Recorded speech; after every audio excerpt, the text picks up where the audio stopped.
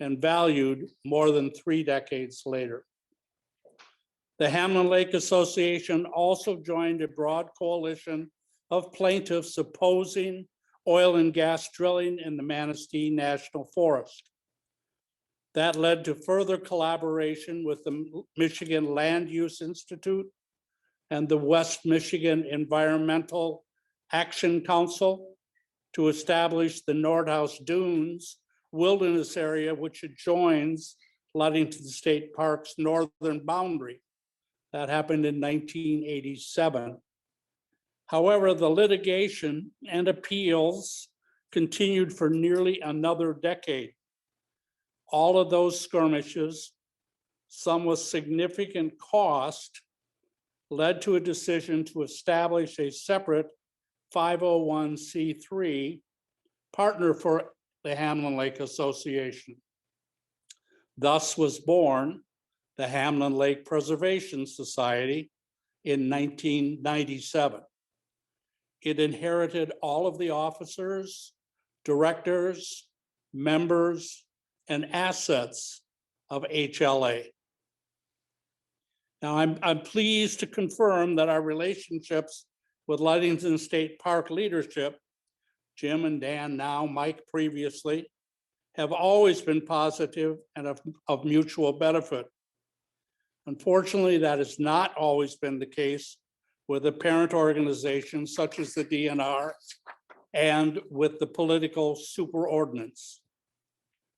In 1998, for instance, the Engler administration proposed selling oil drilling leases under Ludington State Park. The drilling would occur on private lands adjacent to the park using slant drilling techniques. Sorry, wrong slide. Our members raised concerns about the potential hydrogen sulfide release from sour wells, about the highly permeable sand layers being susceptible to spills, and about the sound footprint, which would noise pollute about 70% of the lake and its environs. After rigorous efforts led by HLPS, joined by Hamlin Township, the Hamlin Lake Improvement Board, and others, the proposal was withdrawn. At the same time, the dam inherited by the state park in 1933 was in need of significant repair. It was designed for an anticipated 50-year lifespan. It was then 83. It had not had major maintenance since the early 1950s, when a generator for the CCC camp was taken out of commission. So starting in 1996, HLPS leaders described the issue and need for 2 different state senators, 3 different state representatives, and 2 governors. These leaders and their staff were all very nice, but not one elected official introduced any appropriation bill or made any direct request of the DNR to allocate funds for this project. Nor were we able to gain much traction with local officials, visitors bureaus, economic development groups, tourist associations, or sportsmen's alliances. For 7 years of efforts, no results. In 2003, a new governor, Jennifer Granholm, applied for and secured a federal grant to pay for 75% of the repair costs. The remaining 25% was to come from state or local match.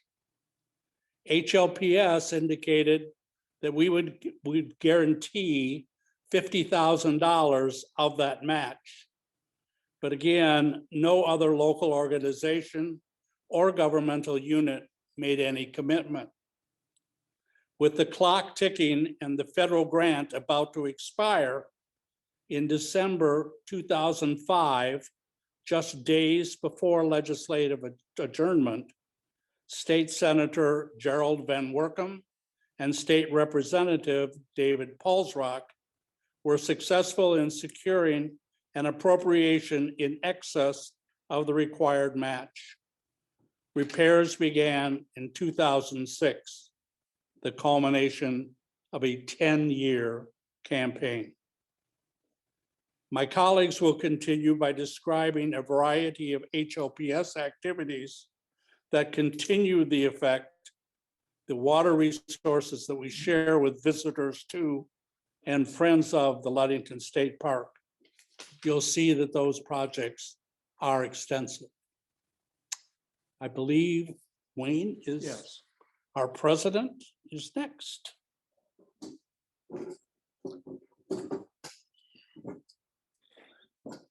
I'd like to thank everyone for joining us this evening and giving us the opportunity to talk about Hamlin Lake, which is near and dear to all of us. And the Hamlin Lake Preservation Society, we try to be active around the lake and be very good at collaborating with all the other participants around the lake.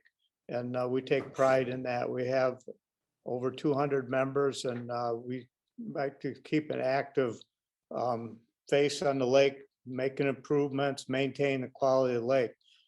As far as the boat launches, we provide fish line collection at some of the launches. We provide the dumpsters and the garbage collection for the boat launches and the parks, Victory Township Park, as well as Hamlin Township Park, which has Wilson Hill Park and the South Bio Park.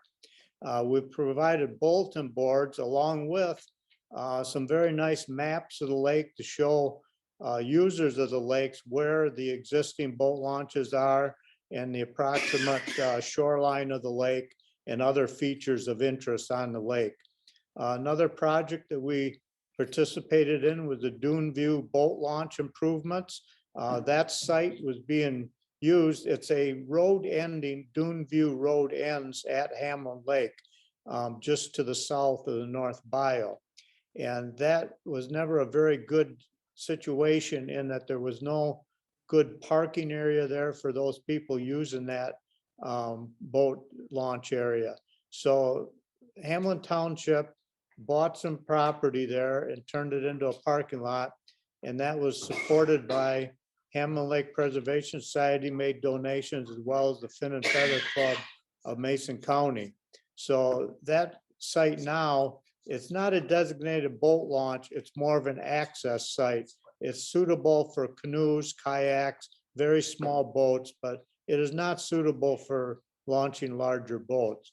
We also have worked with the White Pine Village, and it was sponsored the historic fishing cottage of Hamlin Lake. That was a cottage that was located on Indian Peak Bio, and it was moved to the White Pine Village complex so that people could see what the early fishermen and the early recreationists of Hamlin Lake, how they spent their time on the lake and enjoyed this time. We also participate in Earth Day functions. Prior to COVID, we used to work with a few and set up a booth, pass out information, answer questions, and communicate with the public about Hamlin Lake. Our communication, we have a website which has been vastly improved in recent years, thanks to Jim Clark and Matt Goodhart, and hamlinlake.us. We have a current newsletter which comes out 3 times a year. Wayne DeSigna and his wife publish that newsletter. It's a very nice, informative newsletter. And we're working on developing more e-blasts and moving in more of a computer way of communicating with the public. Hamlin Lake Preservation Society and the Ludington State Park have worked on some joint projects. The project that we completed in 2019 was a shoreline stabilization project.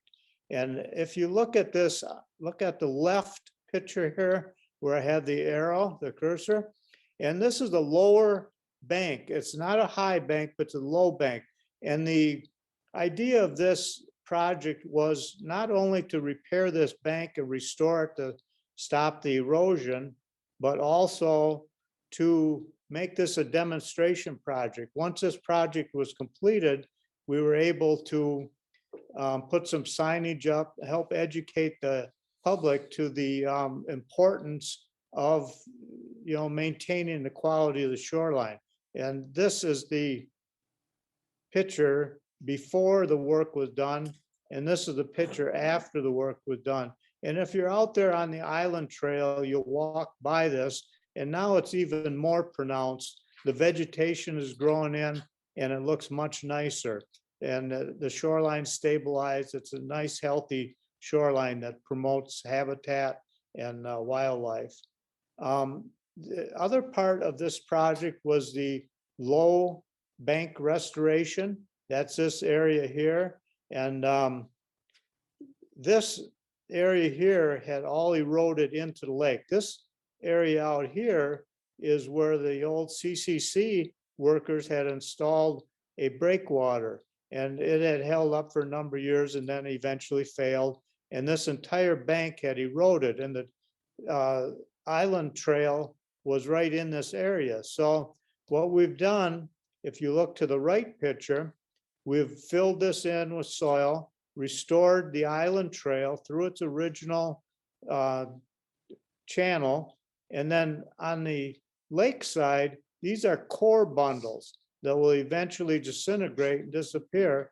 But there's also several types of shrubbery and grasses that were planted in this area that are now growing up. And if you're out there, you can see that very plainly. In the front, the rock was placed to help break the wave action before it gets to the shore. And this has been a very good project. It's been a good relationship with Ludington State Park, and it's helped stabilize that bank. And we've also used this when people have inquired about how they can maintain a natural shoreline on their property. We have them look at this, and it helps visually explain the features of a natural shoreline and the benefits of the natural shoreline. We are currently working with the Ludington State Park to do another shoreline stabilization projects.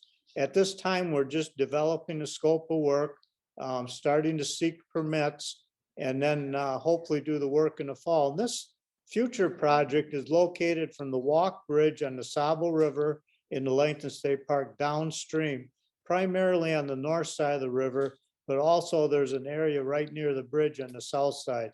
So we're just getting started on that, on the permitting process, and we'll be hopefully doing that work this fall. And it'll make stabilize that bank, make it safer for people using that area, and also make it a healthier environment for the river. So we're looking forward to doing that project this year. Another one of our projects that we're very proud of is installing a Mayfly River monitoring station on the Big Sable River. The Big Sable River is the primary source of water for Hamlin Lake. And the Big Sable River has never had a gauge station on it. And in the past, we've explored the possibility of putting a USGS gauge station, which if you go online, you'll see those gauge stations around the state of Michigan on all the major rivers. On the Sable River, there wasn't one placed, and we wanted to place one, but it was cost prohibitive. The cost of installation was $20,000 to $25,000 with an annual maintenance fee of $10,000 to $15,000. So we just couldn't afford to do that and didn't feel it was financially feasible. So we've been watching these Mayfly water monitoring stations as they've been developed, especially in the past 5 years. There's now 19 of these stations located throughout the rivers of Michigan by Michigan Trout Unlimited. And so we installed this station. It's above US 31 bridge. Right here on the left, this picture shows the station on shore, and the sensor is out in the water. We installed this, and we worked with Michigan Trout Unlimited. They're providing the technical support. Hamlin Lake Preservation Society is providing the maintenance and the funding for this project. And the Mason County is the owner of this property. And Mason County has given us permission to locate the station here and access to maintain it. And if you look at the right here, this is the data. And the Big Sabo River has a relatively stable flow. But if you wanted to look at this data, it's available on Hamlin Lake website. And also you could go to monitormywatershed.org, and that will show you all the stations that have been installed in the state of Michigan by Trout Unlimited. And there's some on the Little Manistee River, and primarily they're more on the Rogue River and south of us. But we feel this would be a very important project as we go forward to help monitor the quality of the river, the flow of the river, and the quality. And now I'm going to turn it over to Jim Clark, who's going to talk about water quality on Hamlin Lake and other things. Thank you.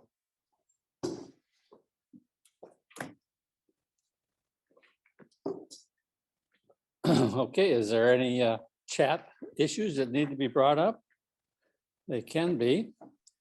I'm assuming you guys are all familiar, you people are all familiar with Hamlin Lake. It's an impounded lake. We'd like to think of it probably as two lakes. And we worry about the plants or weeds, and we worry about the algae growth. The nutrients coming in from the watershed are our main problem with that. And we sample to measure those nutrients on the Big Sabo River and its tributaries, and sampling locations in the upper and lower Hamlin Lake. We are participating with a state-run group, the Cooperative Lakes Monitoring Program, and many lakes in Michigan measure the phosphorus, transparency, and chlorophyll values using standard techniques. And then, of course, we can mathematically convert that into a trophic status. Let's try that again. Trophic State Index, TSI. And so then we know what the motion, whether we're losing our lake or gaining on it. The samples you see here are along the river and in the lake. And those are done the same place every time, several times a year. And then those are converted into the TSI. And you see here, the lower Hamlin Lake is at 45 for this year, for 2019, actually. And here is some examples of some of the measurements. We measured from the surface down, dissolved oxygen and temperature. And those charts are also available. And then here's Upper Hamlin. Notice it's closer to 50 on a TSI. So the results show that Lower Hamlin Lake is moderately increasing its TSI as it ages. And the Upper Lake does have some more, it's farther along in its aging. Thank you, Upper Lake, for filtering the water for Lower Lake. So we, of course, know that all lakes are aging and we can't reverse it. All we do is slow it down. And of course, Michigan has some marvelous lakes like Torch Glen and Leelanau that have very, very low TSIs or good TSIs. So the goal of our monitoring programs is to find ways to slow down our aging process. So we're doing this by identifying non-point nutrient sources, those that don't have an exact location, watershed areas where it's coming from, hot zones, long-term nutrient studies, the CLIMP program. And then possible future efforts are going to be working on point sources. Volunteers going out with fluorescein dye and studying aging or septic systems that are suspect and doing some shallow well monitoring of our lake. Questions to that point? We'll move on to bathymetry. In 2019 and 2018 and 19, why we measured the bathymetry of the lake, and we ran a search pattern every 300 feet. And it turned out what we found was that we have 4,829 acres, 67,000 acre feet. And the deepest spot is 88 feet. Has anybody found anything deeper? And of most interest to me and others is the fact that you can see an ancient riverbed at the bottom of Hamlin Lake. It appears that a fast-flowing river cut a deep canyon running north-south through the lower lake and beyond to the north and the south. So tens of thousands of years ago, Lake Michigan was filled with multiple times with glaciers coming from the north. These glaciers were likely on the order of 1 mile thick. The weight of those glaciers forced the surface of the earth down so that water flowed from Hamlin Lake north toward Mackinac. And rushing meltwater coming off those glaciers cut the canyon and left a meanders showing that the water flow was going north. Can you see that down here in the south end of the lower lake? Those meanders show water going north, at least to my eye. Along with that, why the radar showed weeds or aquatic vegetation. And these are shown in this heat map, the red indicating biovolume extending 100% from the bottom to the top. And of course, the vegetation changes a lot, and it's just from a radar signal, so maybe it doesn't have a lot of rigor, but it does tell us quite a bit. Notice that the border between the blue and the aquatic vegetation is at 12 feet, almost the whole upper and lower lake. And we have a reef running right down the left side center. Many of you have seen the birds out there almost as a ribbon at that point on the lake, and you wonder, what in the world are they doing there? And it's 12 feet or less at that point, and they're diving. I'll move on then to the fishing update. Hey, Jim, Yo, there is a question from the Wincheskis in the chat, and they asked, will septic systems be checked on both Hamlin Lake and the Savo River? we would like them to be checked. One of the things that we don't have in this area is a requirement that when you sell your house, that you must have it inspected and pumped. And I use the word inspected first because people think that what we're doing is pumping all of the sand and sludge out the bottom, but really what we want to do is inspect it and make sure that it is operating correctly. And a septic system will collect phosphorus. And if we pump it, why that phosphorus then is taken out of our watershed, which is exactly what we want. Another thing we'd like to see is that as population of homes increases around the lake, there's got to be areas where we can put in a community sewage system. And these are probably not as complicated as you first think, but it's something we're going to be talking about in the future. Have I gone down the right trail at all? Yes, there's another question that says a lot of nearby ponds and parts of Hamlin are choked with floating pond weed. Is there anything that can be done about that? Anybody want to take that one on? Don't know pond weed. What's that? I don't know pond weed. Yeah. it's a natural product. And if you want to swim in a swimming pool, why, there's no pondweed. If you want to fish for big fish, why, you want to find a place where there's lots of aquatic vegetation. So the discussion continues. There are quite a few permits, 10 permits for aquatic vegetation control. Aquatic nuisance, there, I was told the right words to use. And we'll post that website. You can find those on our website here in a bit. We're gonna have those posted. It's very expensive. Does the chat comment on what it thinks of pondweed?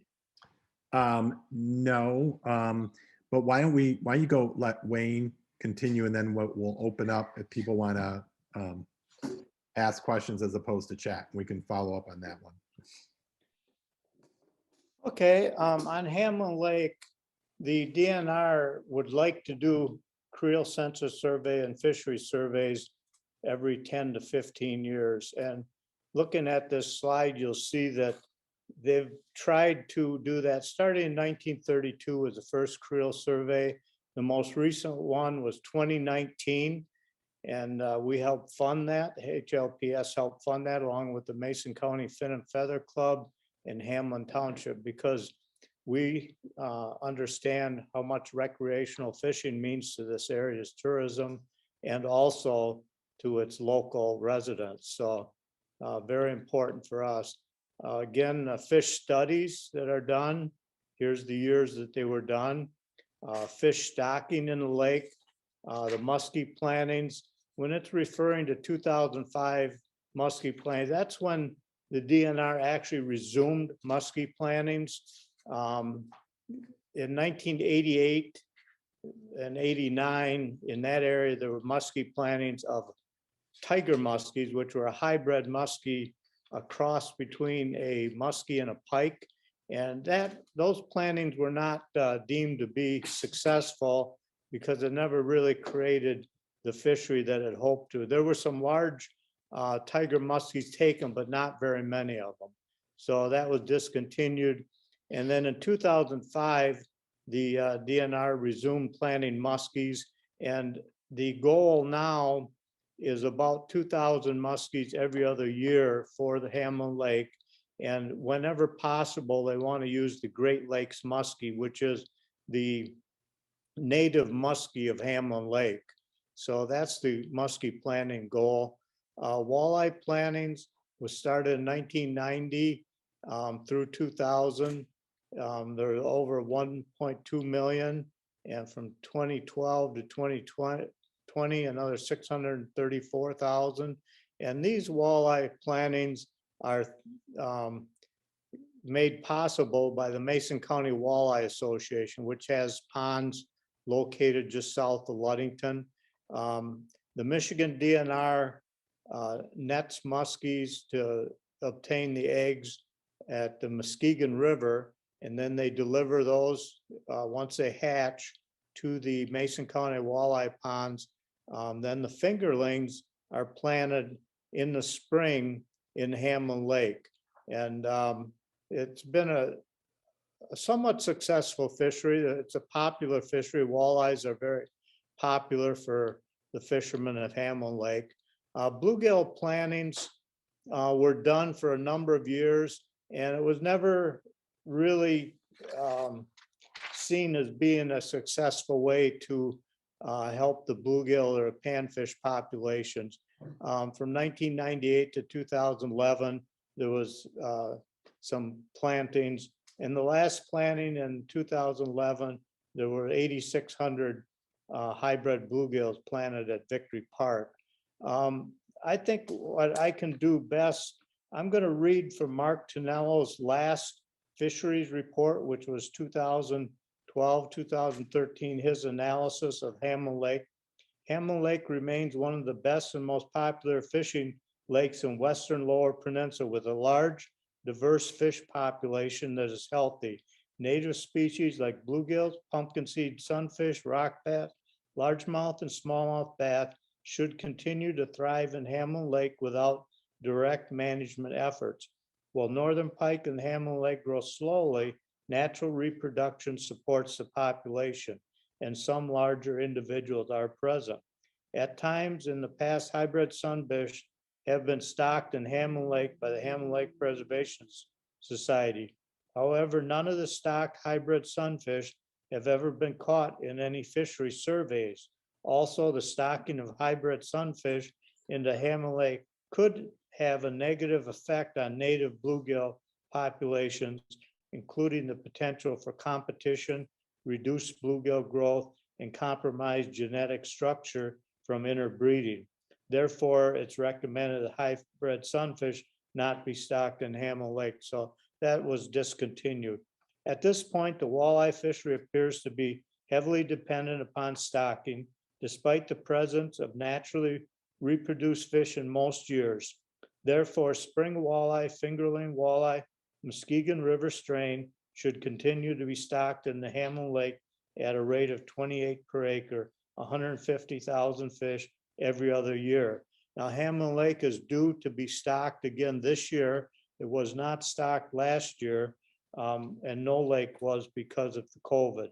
But stocking hopefully will resume this year. I don't think the decision's been finalized yet, but if there is walleye stocking this year, Hamlin Lake should receive its typical 150,000 walleyes. Fall walleye electrofishing surveys should be conducted in years when walleyes are stocked to assess the survival of these stocked fish. By looking at older walleye in addition to the age 0 fish, the contribution of natural reproduction from non-stocking years can also be determined. Walleye stocked in the Hamlin Lake will likely come from the Mason County Walleye Association rearing pond. Comprehensive fishery surveys of Hamlin Lake should be conducted by the DNR at least once every 10 years. Future fishery surveys should continue electrofishing and seining efforts. While netting is often the most effective techniques for catching panfish and sport fish, the electrofishing and seining efforts often catch juvenile and smaller minnow type species, providing a better picture of the overall fish community. Future survey efforts also should target stocked muskellunge in order to assess the stocking program. DNR fishery personnel will continue to work with Hamlin Lake citizen groups and anglers to monitor the fishery. The DNR should also continue to stock muskellunge on a regular basis. The next stocking event should be 2013 with 10,700 fall fingerlings, repeating this in 2016. It's preferable that muskellunge be stocked in the Hamlin Lake be the Great Lakes strain. If the Great Lakes strain is not available, the northern strain muskellunge can be substituted. Winter lake levels continue to be an issue, as it has been since at least the 1930s. There is no court mandated lake level. The lake level is controlled by the Hamlin Lake Dam, which is operated by Ludington State Park.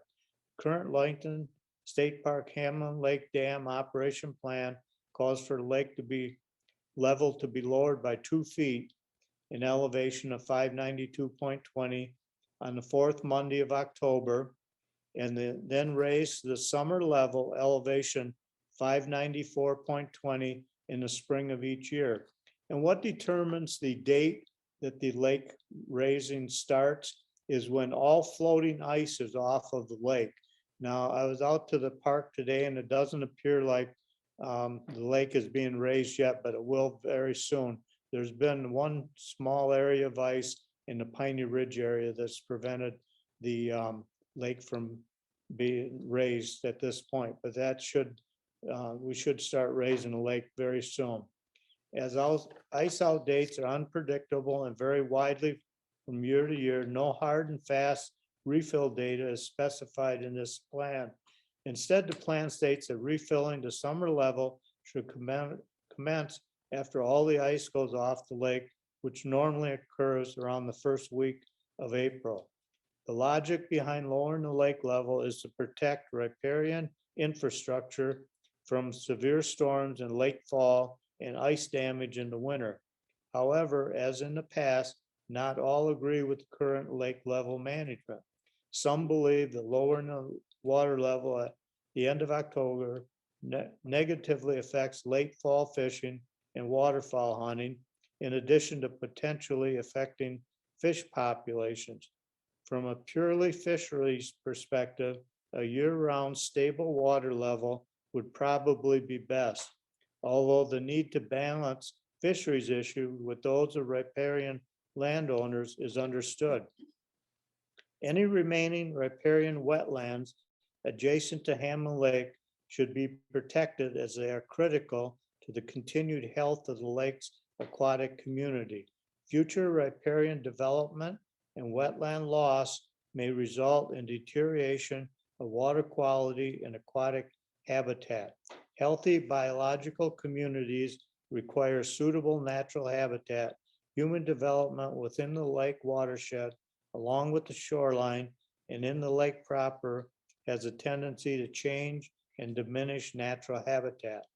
Appropriate watershed management is necessary to sustain healthy biological communities, including fish, invertebrates, amphibians, reptiles, birds, and aquatic mammals. Generally, for lakes, this includes maintenance of good water quality, especially for nutrients, preservation of natural shorelines, especially shore contours and vegetation, and preservation of bottom contours, vegetation, and wood structure within the lake. Guidelines protecting fisheries habitat and inland lakes can be found in Fisheries Division Special Report 38. So that's Mark Tonello's last report on Hamlin Lake. And just a few observations and comments from me that on things I've heard is that in recent years, the number of sheephead has increased dramatically in Hamlin Lake. People are catching a lot more sheephead, and it would be nice if people could learn to use those fish for consumption. Some people have and state that it's, they're very edible. And so that would be a nice resource for the lake. Hamlin Lake hosts several bass tournaments each year. It's currently got an excellent bass fishery. The pike fishing is pretty good right now. The one fishery that doesn't seem to be as good is the panfish population. The last couple of years, it just hasn't been good. But what we need to remember is that all fisheries go in cycles. The fish populations go in cycles. I also should add at this point that the Hamlin Lake Preservation Society has been a big supporter of work on the Big Sable River that was done primarily by the Conservation Resource Alliance and the Big Sable Watershed Restoration Group. And that group has been working on the river since the year 2000. And so that's done quite a few projects up there, habitat improvement projects, and also helped with scatter planting the brown trout. Hamlin or Big Sable River receives approximately 8,000 brown trout a year. Generally, they're the Gilchrist strain brown trout, and we scatter plant those throughout the river and try to work on maintaining the water quality and the quality of the fishery on the Big Sable River. So Hamlin Lake Preservation Society not only is concerned about Hamlin Lake, but we're concerned about the entire watershed for Hamlin Lake and the Big Sable River.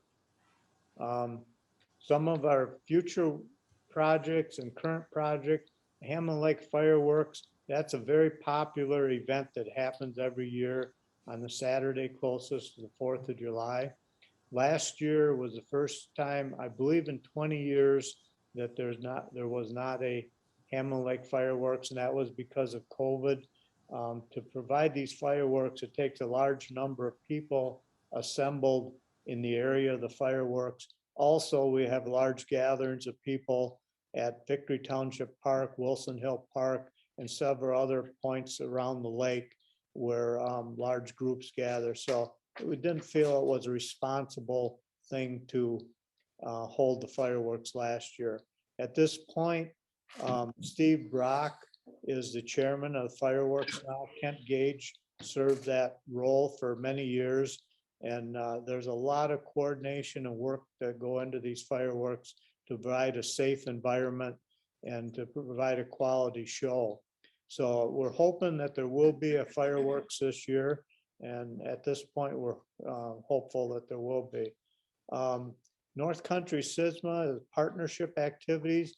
HLPS is a partner with North Country SISMA, and we're working on terrestrial invasive plants within the Hamlin Lake watershed.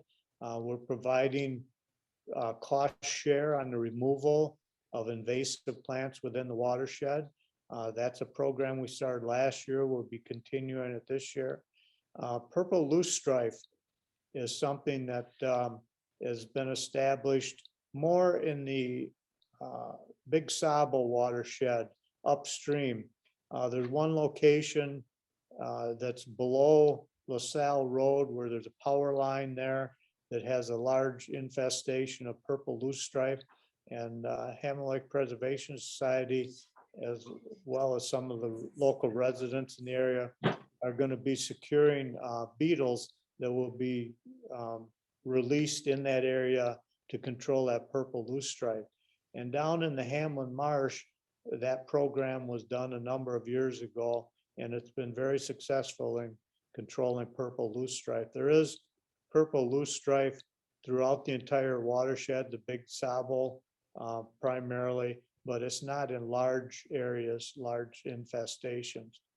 We work closely with the Mason Lake Conservation District. And with the, I don't see your name on there, but is it purchase? what's that? Hello? You can continue. I think somebody just accidentally unmuted. Oh, okay. Septic system improvement proposal. I think Jim Clark covered that. We want to become more involved. Primarily as a voluntary program to help riparians control and improve their septic systems. Scholarship fund. We provide that each year for a student of natural resources for this area, from this area or other areas. Right now, we're working with the Community Foundation. They're doing the screening, and they've done a nice job of distributing our scholarship to people, to students that can use that support. We're working on a trifold for Hamlin Lake, which will be a communication tool. The interior of the trifold will be a map of Hamlin Lake. The exterior of it will be a picture of Hamlin Lake, along with good stewardship practices for the watershed and the lake itself.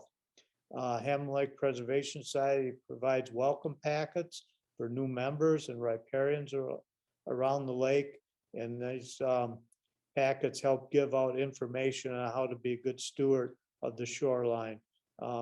If you look at any quality fishery, any quality water quality, it's all tied to the quality of the shoreline, the restoration of it, and the quality of the shoreline. The more natural the shoreline is, the more beneficial it is for all the inhabitants of that shoreline. And you'll find a lot of information on the HLPS website, which is hamlinlake.us. And people are very much welcome to attend our board meetings, and the meetings and time locations are all on the website. So that concludes our presentation for this evening. Welcome any questions at this time. I'll start out by reading a comment, Wayne, from Steve Banash, who said that several large muskie, 48 to 51 inches, were speared during ice fishing season this year. Not all appreciate that they were speared, but it shows some good growth of that species. Yeah, that's a good point to make, and that shows that the muskie program is successful. I also want to point out that each year there's some muskies caught by hook and line fishermen, and the spearing season is a tradition on Hamlin Lake. that's been in place for generations, ever since Hamlin Lake was impounded and became a lake. I can remember my ancestors were dairy farmers in Victory Township, and being dairy farmers, the only free time they had to go fishing usually was in the winter time. So they enjoyed spearing for pike down at Hamlin Lake. There's very few spear shanties on the lake anymore, but at one time it was a very popular sport on Hamlin Lake. So there's still some fish speared, but if you look at the total number of pike and muskie that are speared, it's not a large proportion of the harvest on Hamlin Lake. Peggy, could you turn off screen sharing? I would attempt to do it from my end, but I might do something. And the only reason is then you'll should appear more full screen for people if they're interested. Does anyone have any questions of the presenters this evening regarding Hamlin Lake? You're free to unmute yourself or to put a question in the chat.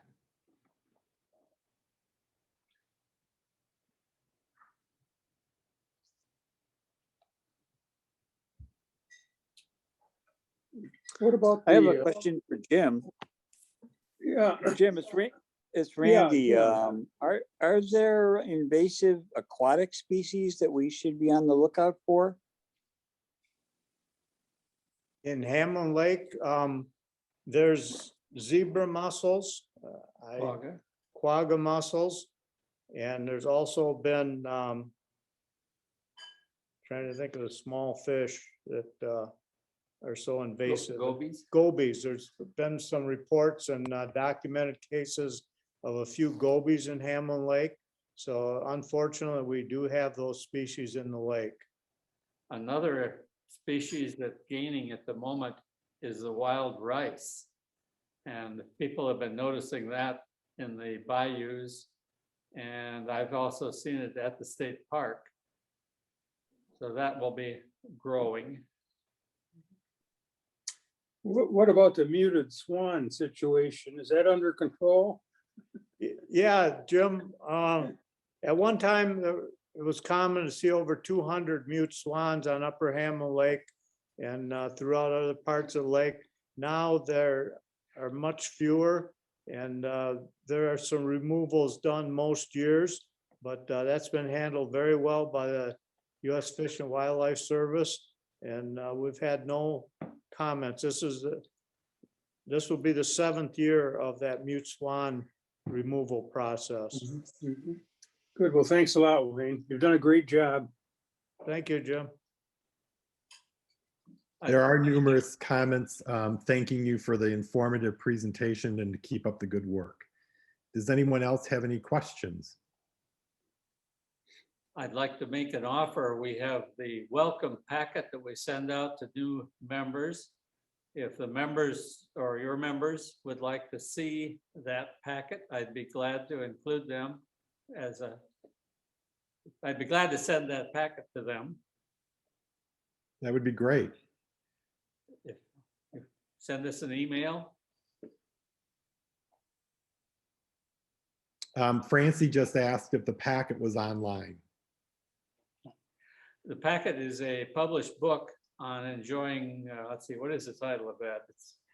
It's meant as an introduction to people who have just purchased lake property.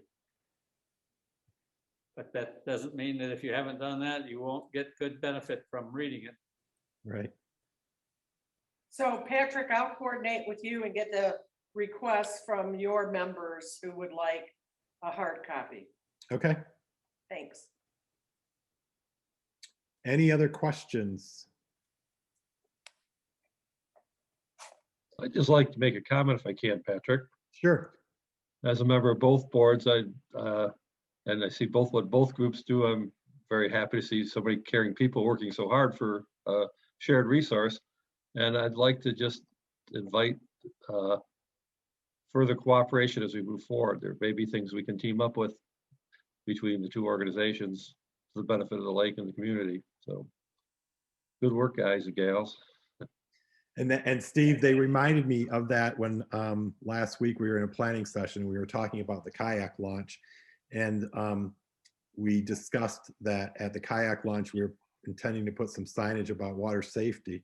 And they, the Hamlin Lake Preservation Society and those that live on Hamlin Lake said they very much appreciate a part of that kind of help to educate people to not tire themselves out because they spend time towing kayakers back to the Hamlin Lake Beach throughout the summer. And so that is a really great example in terms of the collaboration and cooperation of the homeowners on Hamlin Lake and how they support individuals that come up to the state park. I mean, with 800,000 visitors and a lot of them getting out, I think the survey was that 35% of those that enjoy the Ludington State Park enjoy boating and kayaking, and predominantly that's on Hamlin Lake. So I thought that was a great example in terms of just literal cooperation and support for those that are enjoying the Ludington State Park. I'd like to just make a comment as far as collaboration. That's been a strong point for the work that's been done, not only on the Big Sable River, but on Hamlin Lake, Ludington State Park. This area and the people of this area are very good at working together and establishing relationships that are positive, that help the environment and help the lake.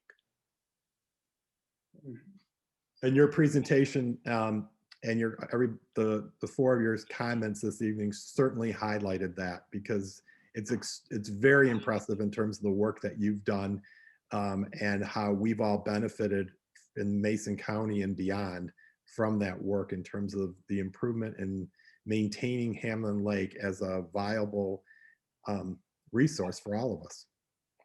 So thank you very much, and thank you all for joining us. We do have two other sessions scheduled on the 8th. On that one, we'll be covering invasive species. And then on the 29th, again, Jim Galley will wrap up our Zoom sessions for the spring with a State of the State Park address. Both sessions are free. You just need to register on the Friends of the Ludington State Park website. Again, thank you for joining us this evening. And thank you to our presenters. And we look forward, as Steve said, and Wayne, you commented on continued collaboration between the groups. Thank you all and have a good evening.